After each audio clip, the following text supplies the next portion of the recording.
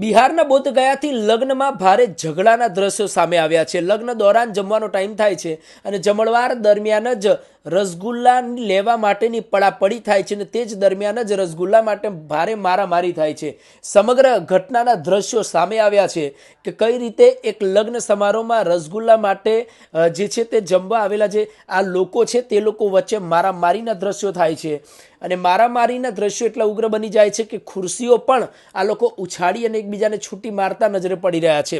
લગ્નમાં જમવા ટાઈમેની બનેલી આ ઘટના જ્યાં રસગુલ્લા માટે થઈ ગઈ હતી મારામારી, આવા દ્રશ્યો અનેક ક્યાંક ને ક્યાંક સામે આવતા હોય છે ત્યારે સવાલ પણ ચોક્કસથી ઊભો થતો હોય છે કે શું એક રસગુલ્લા માટે કે અથવા જમવા માટેની મારામારી કદાચ જ કોઈએ ક્યાંક જોઈ હશે, પરંતુ આ બોધગયાથી આ દ્રશ્યો સામે આવ્યા છે।